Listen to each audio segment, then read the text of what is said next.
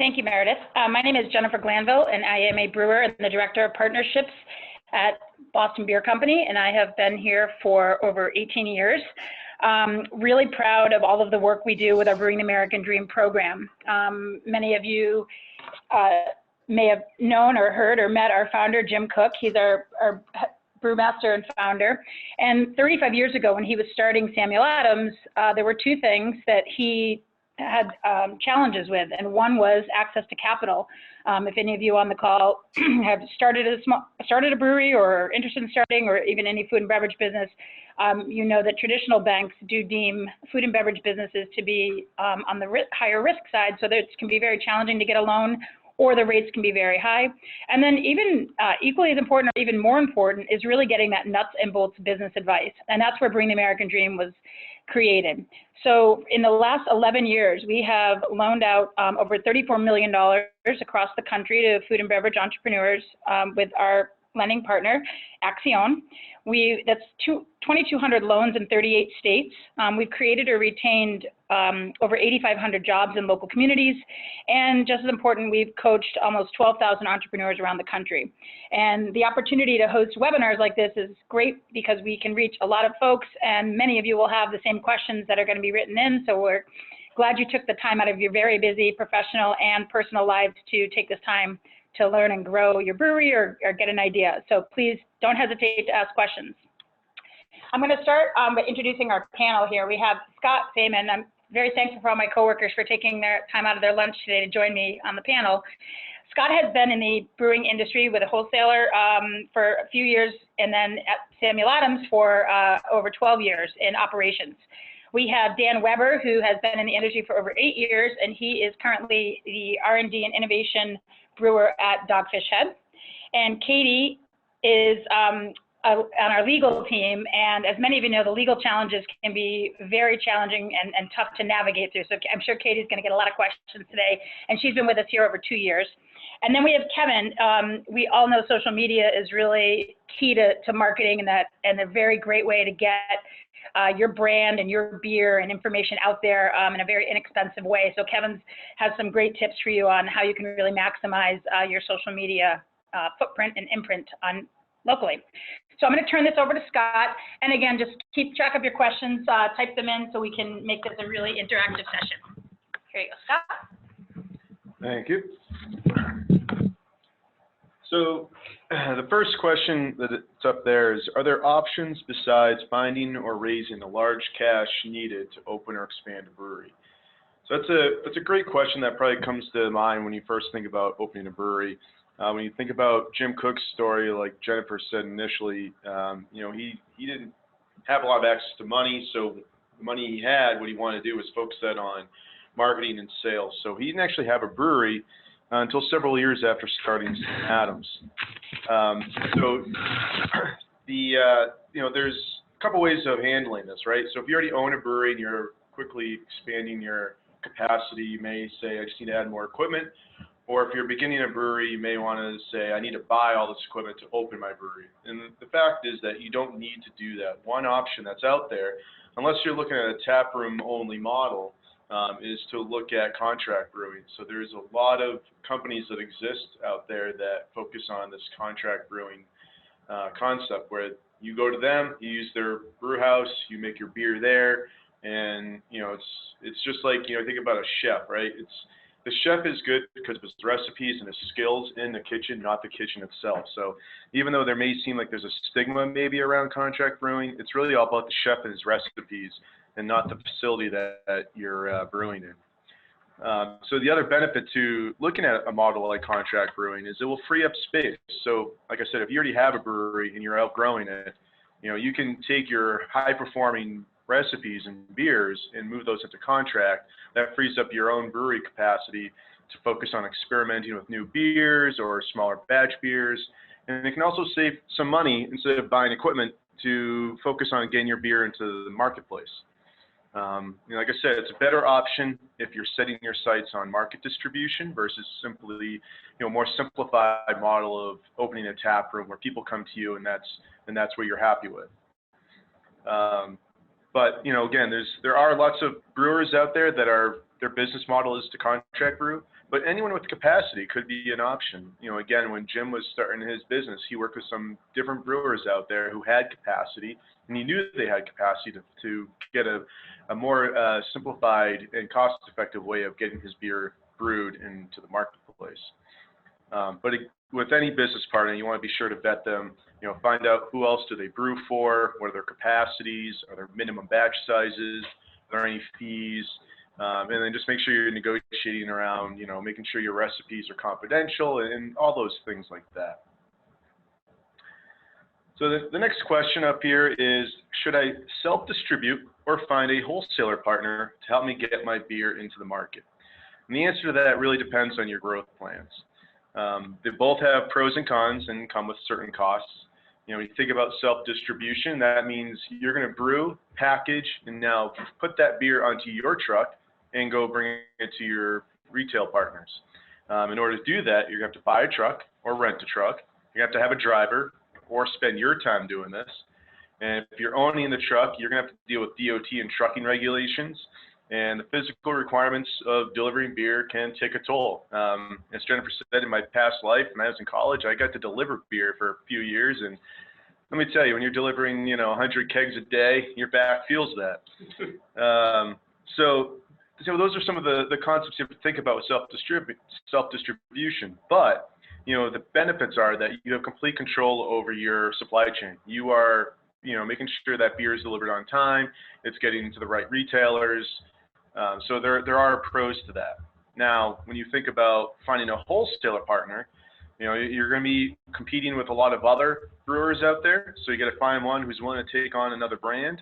You're going to spend more of your time building, you know, what we call share of mind with that wholesaler partner. But there are benefits there as well, where you can multiply yourself through them. You build, you know, a rapport with those street reps, and they're going to be your advocates across a larger swath of geography. And they're really efficient at delivering. That's what their key competency is they know how to take a massive amount of product and deliver it across a geography very quickly and effectively. And there's actually a sort of secondary wholesaler partner, and I use secondary very loosely here. It's really that there are, you know, typically the two big types of distributors that are either Anheuser-Busch or Miller Coors. But what we're seeing more and more markets is a niche craft distributor who focuses on smaller brewers, and they typically don't have a large brewer in their portfolio, so they can, you know, you're not fighting against the big guys of the world. You're really getting that hands-on, smaller attention from those types of distributors. And if you know, other brewers have actually opened up their own distribution arms to help support their fellow small craft brewers. So you really need to understand your local franchise laws as well, in case you end up with a distributor who doesn't meet your sales goals. You know, want to talk to other brewers. So just like with contract brewing, you want to make sure when you're talking to a wholesale partner, you're interviewing them as much as they're interviewing you. You want to make sure they're going to help you achieve your goals and make you successful. Third question up there is, how do I manage my demand and supply planning? So that's you know, there's no magic bullet or easy answer, but, you know, the most important thing to consider is tracking your sales versus your business plan goals to start. You know, I'm personally and professionally very much into data when I make my decisions. You know, it's not the only thing I look at, but it's something that I find really important. So as you get sales under your belt, develop a monthly or maybe weekly cadence for review. Then update your plans, right? You can update your brewing plans and all your other capacity models and everything else you really have going on to make sure that as you get more and more data in, you can update those numbers to make sure they're reflective of really what's happening in your business. You know, some of the things that can happen by not keeping track of these things is you can have overbrewing or underbrewing. When you overbrew, you're going to tie up tanks unnecessarily. You're going to have potential of wasting money on beer you can't sell, or end up forcing more packaging, and that ends up maybe having some quality and freshness issues when you package beer that may not sell for a while. You know, on the flip side of that, you have underbrewing, where you miss sales or lose shelf space or share stomach with your drinkers. But there's the off chance your missed sale creates a sense of rareness, which is always great, but that's not putting dollars in your pocket.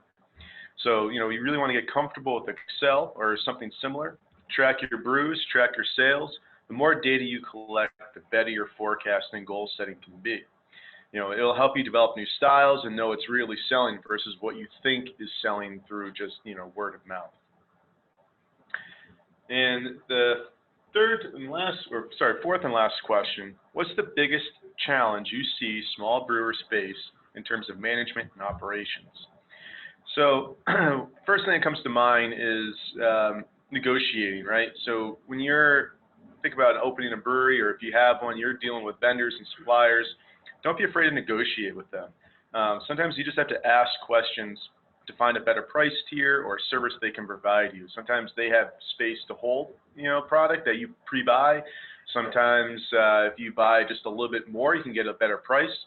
So it's really about thinking, asking those questions that, that just may help you. These guys are there to make money, but they're also want to help you. You just have to find the right question to ask. And a couple other things, kind of, to summarize all these questions, they're all challenges I see that small brewers face. Is, it's when to buy new equipment. It's that whole kitchen versus the chef concept. Is that the best way you want to spend your limited resources? And keeping up with demand. That's why, I suggested, getting comfortable with collecting and tracking your data. That the more data, the more informed you are when it comes to making those, very important expansion or other capital decisions. So those are the questions that I have. I'm going to hand this over to Katie. Thanks, Josh. Hi, everyone. Katie here. So we're going to switch over to the legal side of things. And our first question is, what are key legal considerations for opening a tap room? So the first thing to think about is, does the state, the city, and the county have licenses that will allow you to open a tap room? You can find this information out by simply reaching out to your state. You could go online to their website, to the city, and to the county as well. In this case, it's better to over-communicate. You will also need to obtain a federal, state, and local permit. There may also be a restriction on what can be served and when. So again, I would reach out to the state, city, and county and make sure you have all your boxes checked. Question number 2, what should I consider for licensing? You will always need a brewer's permit from the TTB, and then depending on the state, there are various others. Again, you can go online and look up what the brewer's permit is, what state, if there are any others. And again, you can reach out to your state. Question number 3, what are the key legal considerations for brewers looking to move into a new distribution channel, like going from bottles to cans? I would consider a distribution channel moving from just tap room to self-distribution or selling through a distributor. So this kind of breaks down into 3 different scenarios. So scenario 1, if moving to self-distribution, first you have to make sure it's legal in the state, and then you need to be sure to pay your taxes, ensuring you are following credit laws and doing reporting to the state. Scenario number 2, if moving to distribution through a distributor, you will need to be concerned about the contract you sign with the distributor, because once that relationship is in place, it's virtually impossible to get out of it. Scenario number 3, if moving from packing type to another, so bottles to cans or vice versa, COLAs or the certificate of label approval and brand registration with the states are the key pieces to think about. More than likely, you will have to resubmit to get a new certificate of a label approval, and you will have to resubmit with the state. Question number 4, what are the best resources on labeling regulations for breweries? You can go to the TTB, so ttb.gov, or your guild's websites. It's hard to say because like each state is different, and the TTB will have a nice laid out like image of what it should look like on their website.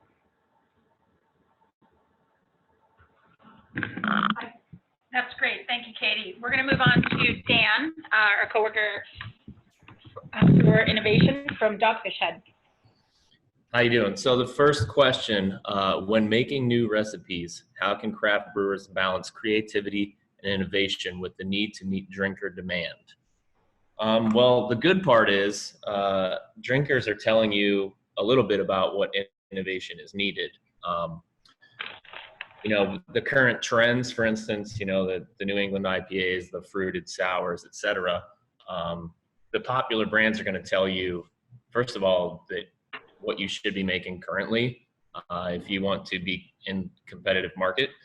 But the bad news about that is current drinkers aren't going to tell you what the next big thing is. So that's really why you need to stay on top of continuous innovation, whether that's, you know, pilsners, stouts, even hard seltzers, you know, because you never really know what the next big trend is. So you really have to stay on top of all of them, in my opinion, just because, you know, in case the next big thing is Oktoberfest or stout, or, you know, things that have been larger in the past, you got to be ready for that in the future. You really don't want to pigeonhole yourself. You know, you don't want to stop working on something until it's perfect in your mind, or it's perfect for your customers, or preferably both. You know, if you knock one out of the park and you think it's perfect as well, that's the ideal scenario. So question number 2, when coming up with a new recipe, what are the most important quality or ingredient parameters to think about before making this beer on a large scale? So first of all, you need to come up with a style, you know, what beer you really want to make or what recipe you want to make. And then you kind of work backwards. So that's going to tell you what yeast you need, for instance, and then you can decide, you know, what body you want, what alcohol percentage you want. And as you start throwing these parameters together, other parameters are going to start showing themselves as well. So you decide on your alcohol, you decide on your body, that's going to start telling you how much malt you need to get there, et cetera, et cetera. So then you need to decide on things like color, you know, BUs, and then you start gathering your ingredients from there. From the quality perspective, you have to decide on things like clarity. Do you want it hazy? Do you want it clear? Those are not only going to affect what your customers think about the product, but also other things you need to be getting ready for.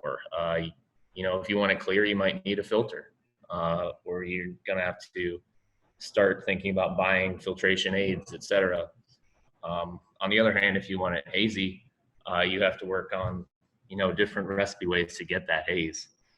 And then obviously things like, you know, dissolved oxygen, keeping it as low as possible, and what packaging you might want to consider.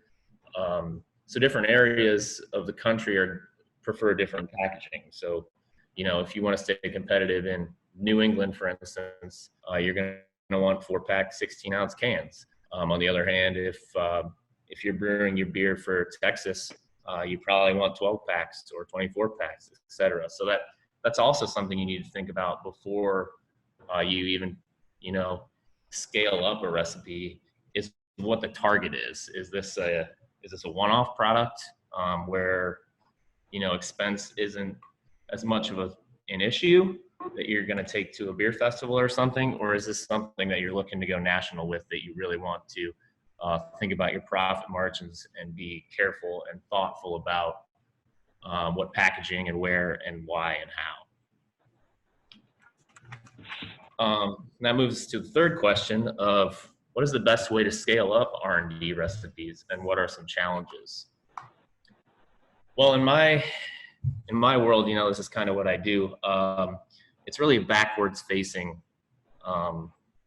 motion. So you decide what you want, you decide what your targets are, and then figure out from there how you're going to get there. So for instance, you know, like I was saying, you would come up with, say you wanted an IPA, you decide what alcohol percent you want on that IPA, you decide what you want it to look like, you decide how thick you want it, et cetera, et cetera. Do you want it to be citrusy, or do you want it to be piney? And then from that point forward, you work backwards on how to do that. So some things you need to decide on, for instance, You know, are you going to use fresh ingredients? Are you going to use purees? Are you going to use concentrates? And there's cost associated with those things, but also um, stability and physical attributes that are going to come into effect based on what ingredients you use.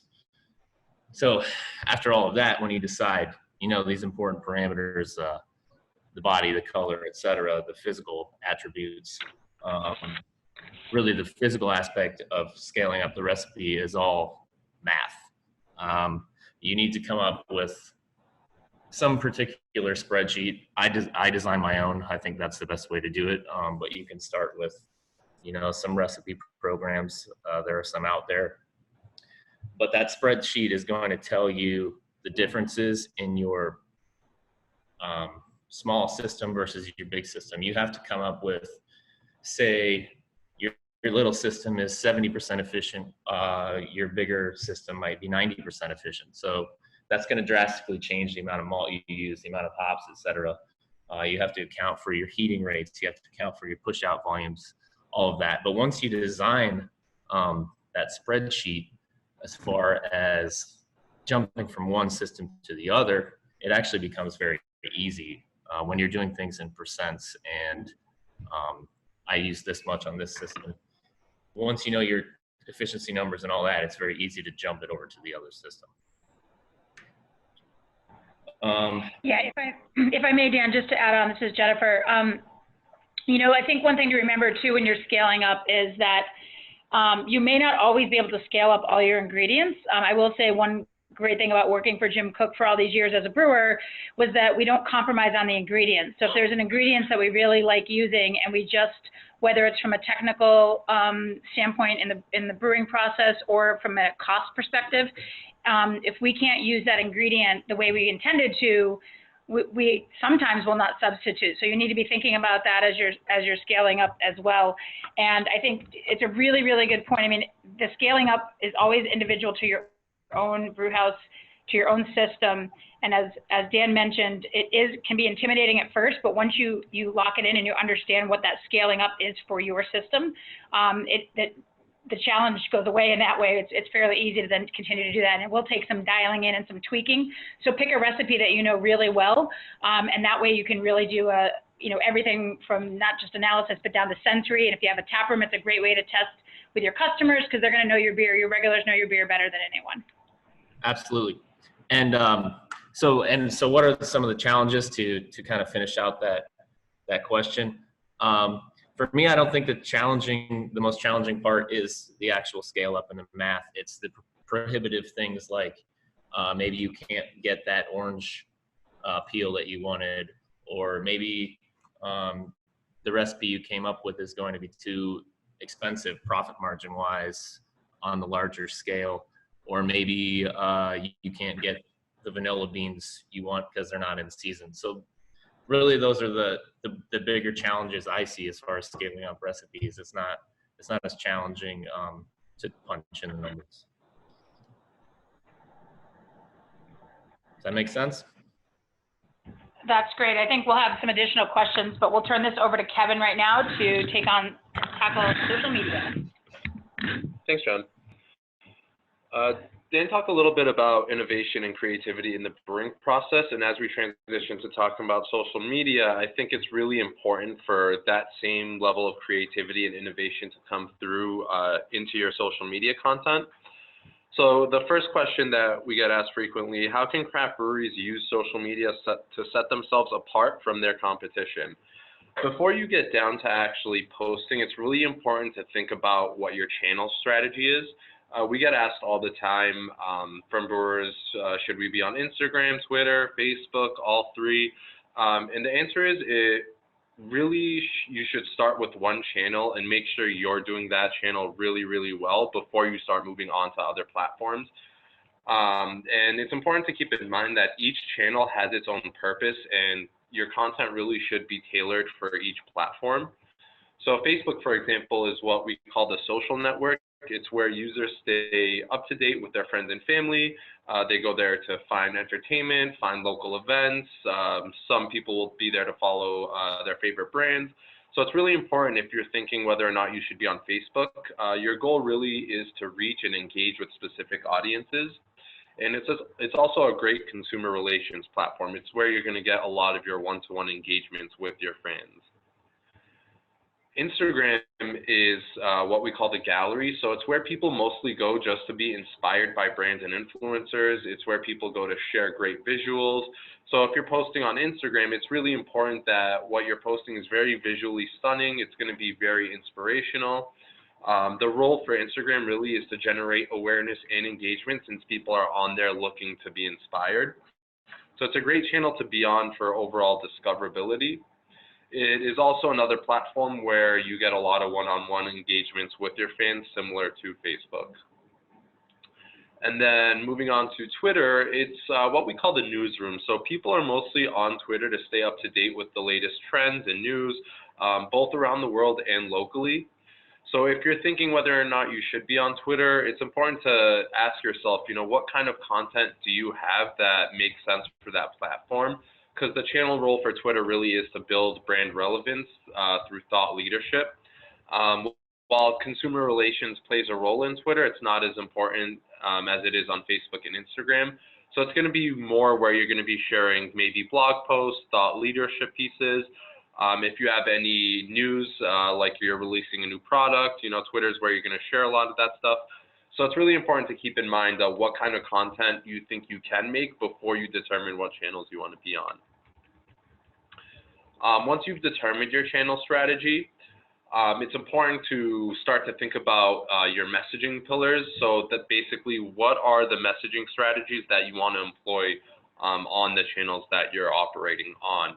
And that can fall into a bunch of different categories. So for a typical brewer, one of the messaging pillars that you may want to focus on is your brand. So that's where you're going to tell your story, who you are, what you stand for, stories about shared values between your brand and your customers. That kind of stuff is really powerful messaging, and it works great on all platforms. So that may be one avenue you want to go down with your content. Another messaging pillar may be occasion-based. So this is where you're focusing on the moment. You're highlighting your drinkers, you're highlighting when and how to enjoy your product, how it fits into experiences. So for example, we have holiday season coming up, and so you're probably going to see a lot of occasion-based content, from all of the brands you follow. So it's important to keep that in mind when you're crafting that messaging. Another avenue you could go down for messaging is all about your product. So this is where you're telling maybe your ingredient story. If you have a special release that you don't put out all the time, this is where you can talk about that, what makes your various products special. This is where you're putting the product front and center, both visually and in terms of messaging. There's other messaging pillars you can employ as well, but those are the main three that apply to breweries. So after you pick your channel strategy, it's important to think through what messaging pillars you're going to include in your content. Once you have those two things nailed down, then you can actually start to think about what you're going to post on whatever channels you're on. Some basic tips you can use to just make sure that your content is great is making sure you're paying attention to your photography, making sure you're capturing stunning photographs. So making sure your products are front and center, there's no glares on your product. If you're shooting outside, make sure it's not too sunny or too cloudy, because that's going to throw off the lighting in your photos. If you're taking photos of maybe your brewers and you want to highlight some of your employees, making sure everyone just looks good, smiles, things like that. All those little things you got to pay attention to when you're taking photos, to make sure that you're just drawing the largest number of people to your photography. And then keeping your copy short and sweet, especially on Facebook and Twitter. People typically shy away from posts that have very long copy or way too many hashtags. So it's really important to make sure that you're using the right amount of hashtags that are relevant for your brand. Your copy is short, sweet, to the point. And also, if you're trying to take advantage of maybe a particular holiday, or maybe, for example, it's International Lager Day, things of that nature, make sure you spend the time looking at what those trending hashtags are and include those in your posts. Moving on to our second question, how can small businesses utilize paid media to help meet their business objectives? So similar to organic content, when you're thinking about a paid media approach, it's really, really important to make sure that you're using the highest quality content that you can. The great thing about paid media is when you're running advertising on any of the social platforms, it comes with a lot of additional benefits that you don't get with organic content. So for example, targeting is a major feature of running ads. So when you run an ad, even if you put as low as $10 to $20 behind an ad, you have the ability to target that ad. So for example, if you have maybe an event that you're throwing at your brewery, you can put a few dollars behind an ad and make sure to target that ad to people who live within a certain distance of your event. So that way you know you're not just targeting a wide variety of people, but people who are most likely to show up at your event. It's also the other benefit of running advertising is because you're picking up additional comments, likes, impressions, you have more people commenting on your post, so it just creates more engagement opportunities with either current or prospective fans of your products. A question we get asked often is, how much budget do I need to set aside for advertising? Especially when you're a small brewer, budget can be tight for social media. So don't feel like you have to throw a lot of money behind posts. As little as $10 to $20 can get you enough impressions to get new people either interested in your product or coming to your brewery. Last question, what are the best practices around interaction with drinkers on social media? So generally speaking, you want to make sure that any comments or questions you are getting on your social media platforms, you're addressing those effectively.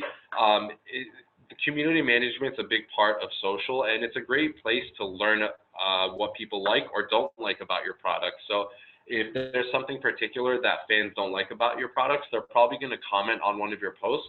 So that's a great opportunity to use those learnings in your brewing process to improve your product. So definitely always be open to questions and criticism on the platforms and really take it seriously, because those are your fans who are coming to your posts, they're taking the time to tell you what they feel about your product. So it's important to take that to heart and address all those as they come in. It's great PR for you because when fans see that you're actually addressing questions and concerns on social media, they're going to be more likely to follow you because they see you as more authentic. Some other things you can do to create engagement opportunities with your fans is asking them to provide photos for you. So if you're struggling with finding content, pay attention to the photos that you're being tagged in on social media. That's a great place where you can use content that other people are shooting for you. It's also a great way to comment on other people's posts when they tag you in their photos. Thank them for taking a photo of your product, show them that you appreciate what they're doing for you. And it's also a great way to just build a stronger following of fans, knowing that, you're engaging more often with them. Yeah, so one of the questions we got, is there a money threshold? Like if I spend X amount of money on ads, I'll get at least Y results. So the great thing about this is when you're in any social media platform's ad manager, one of the things that makes it really easy for anyone to advertise is you can put in the dollar amount that you want to spend, and let Facebook, for example, will tell you the estimated number of impressions that you're going to get based on the dollar amount that you put in. So let's say your budget is $100. You can put $100 in. Facebook will calculate based on the other parameters you put in what the estimated reach of that ad is going to be. So the great thing about that is if you feel that the reach is too broad, you can go back and maybe add some more targeting parameters to make sure you're targeting the right people. Or the opposite, if you're putting $100 behind it and you're finding that the estimated reach isn't enough, then you go back to your targeting parameters and maybe you can broaden that targeting so that you reach more consumers. Another question that we got in, how can you get around the Facebook walls? So The thing with Facebook is they change their algorithm very frequently, and they're constantly making changes to their platform in response to what their users are complaining about.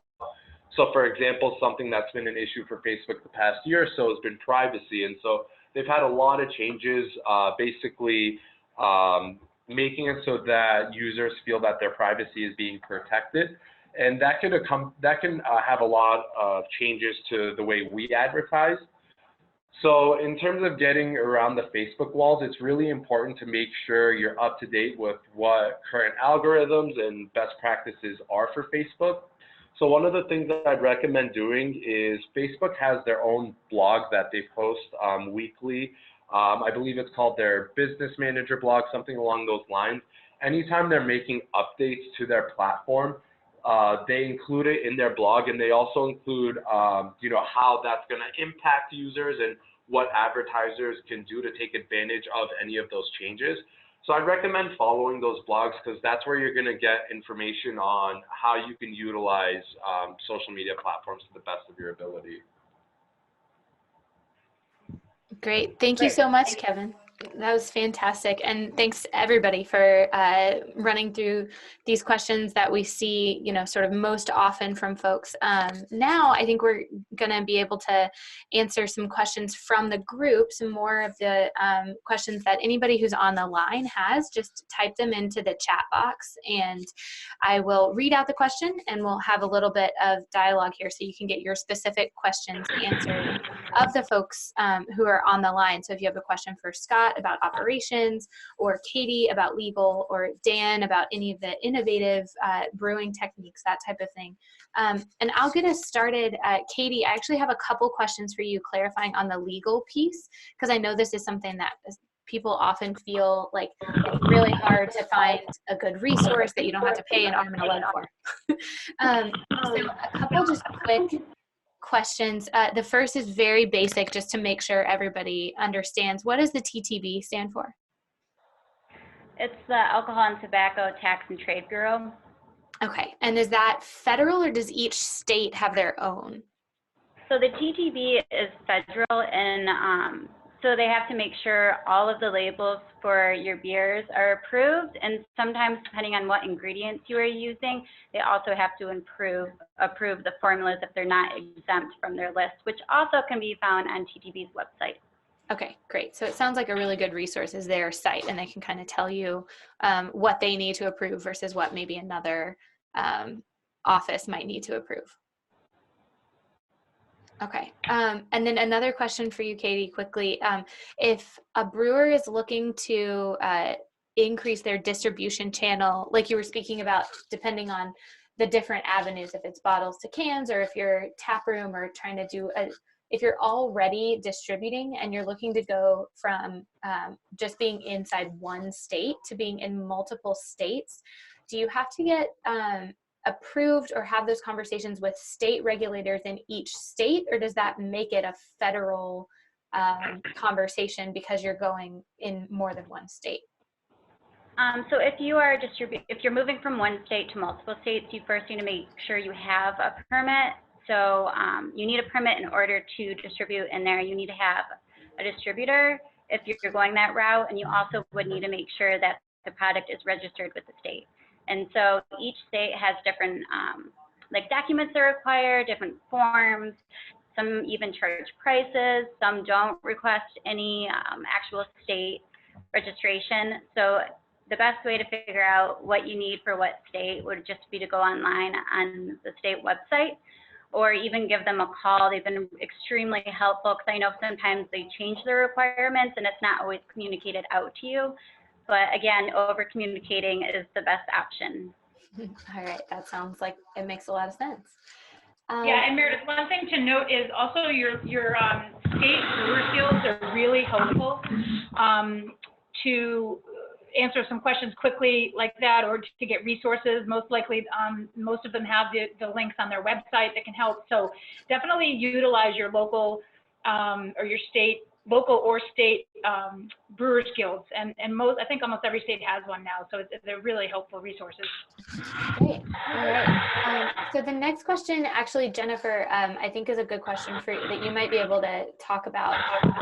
We had this question asked about brewing co-ops. If you've heard about any successes that brewing co-ops might have had recently.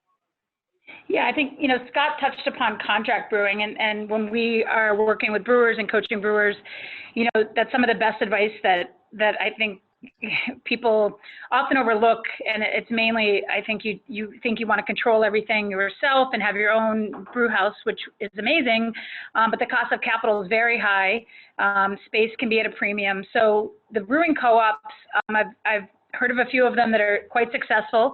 You want to, same thing when you're going into a co-packer or a contract brewing type partnership, you want to make sure that it's, you have similar philosophies around brewing. You want to make sure that you're going to be able to get your brew schedule. So you really need to think through what your needs are, depending on how many brewers are involved. But it's a great way to get the resources together. I know there's one in Chicago, and I'm blanking on the name of it right now, but Meredith might remember.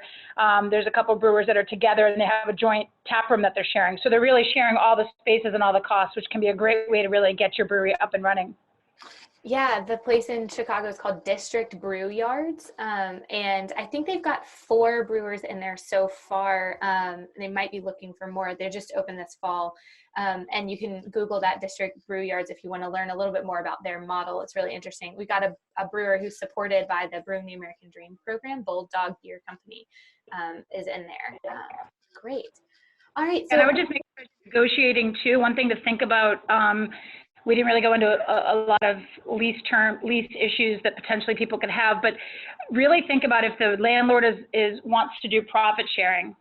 It's a great way to get a good lease and rental rate, but it also can be something that can really hurt your business if you don't really think strategically about the amount that you're going to be giving and really thinking about the success you could have. I know some brewers have locked themselves into situations where the profit sharing is really, now they're barely breaking even, or if they're even breaking even. So just make sure, and if you don't know, you'll have a counsel that you can talk to about that too, that can help you negotiate that.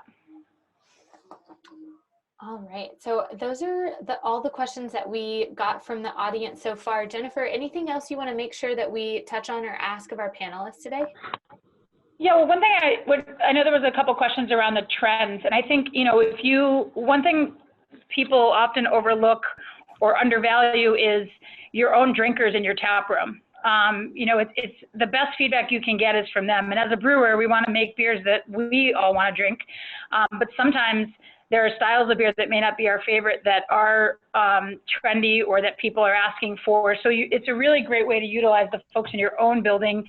There's no cost associated to talk to them or have your bartenders or staff know to sort of ask some probing questions and then to be able to get that feedback to you. So I think it's a great way to utilize consumer feedback right there. And people are interested in giving feedback. I mean, the drinker today is a lot more savvy than they were even 10 years ago. So you're going to get really viable and usable feedback. So I would definitely make sure in your quest for continuous innovation, that's something to look at, and to make sure that also each beer that you're making. When Dan was talking, I was thinking about, there's so many things to think about, what ingredients you want to use.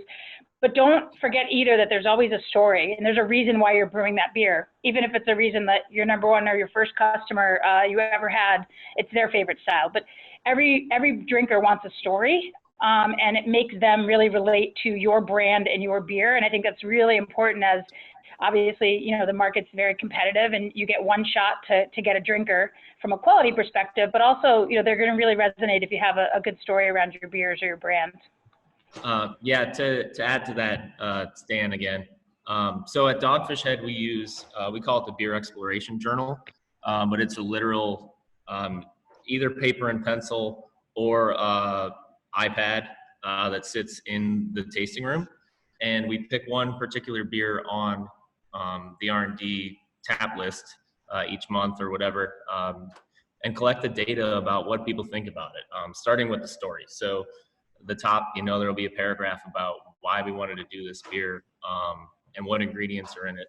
And then a few chosen questions about Not only do people like it, but maybe even particular questions as, is the pepper too strong? Is there not enough?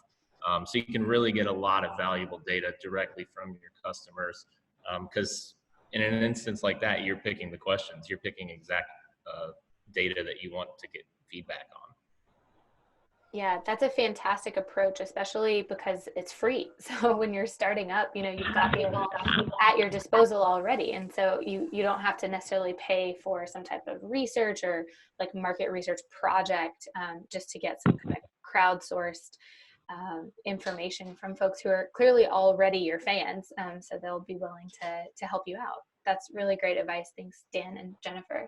All right, looks like we got a couple more questions coming in now.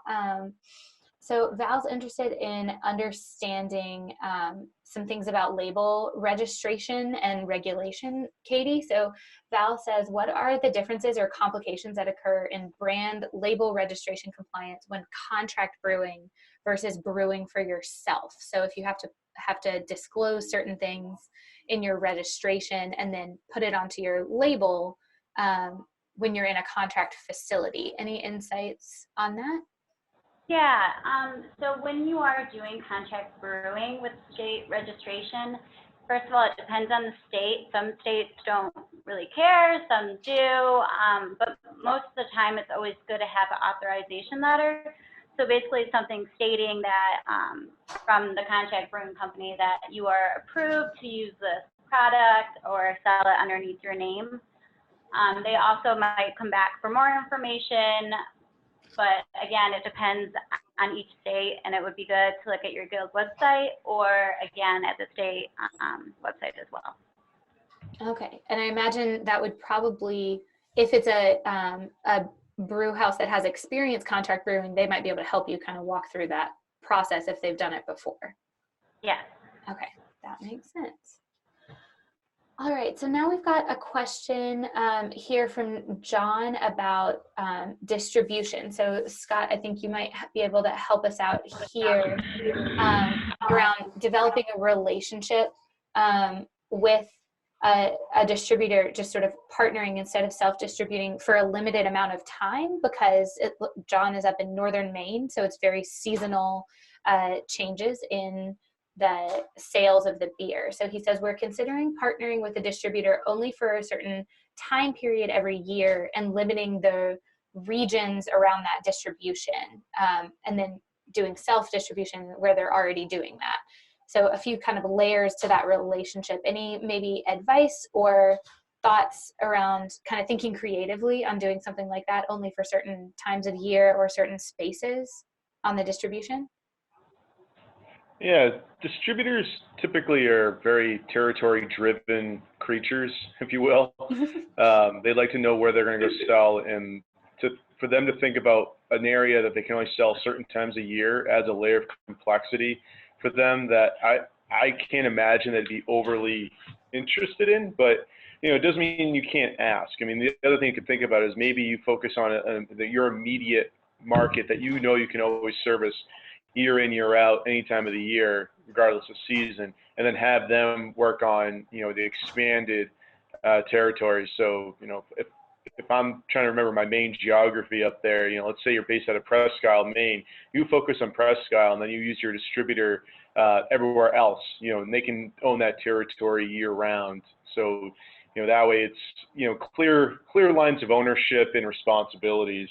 But again, it doesn't mean you can't ask them about kind of using it seasonally. I mean, they may want to pick up some extra products on a slower period too. So it's an interesting idea. I can't say I've heard of it personally, but based on what I know of wholesalers and my experiences, I think that'd be a very interesting conversation to be part of. All right, sounds good. Always good to think creatively, and you're exactly right. It never hurts to ask. All right, great. Well, so I think those are all the questions we've got for today, and we can move now to the last thing that I want to make sure to tell everybody as we wrap up this discussion today. So before I let you go, just want to make sure that everybody on the line knows about a really fantastic program that's happening at the end of the year this year. So the Brewing the American Dream program is going to be supported by the Give Back 12-pack of Sam Adams Boston Lager this season, this holiday season. So anytime between now and the end of December, if you want a break from the great craft beer that you are brewing and get some other great craft beer, grab a 12-pack of Boston Lager, and a portion of the proceeds from that 12-pack will go directly to programming like this webinar and the in-person events that Brewing the American Dream hosts, and also into access to capital for other small craft food, beverage, and brewing entrepreneurs just like you guys. So make sure to be on the lookout for that in your local stores. And again, Accion's really grateful to Sam Adams for this partnership. Thanks to all of our panelists for taking the time, lending your expertise, and we really hope you guys enjoyed the conversation today. So thanks for joining, and we'll see you at our next webinar. Thanks, everybody. Goodbye.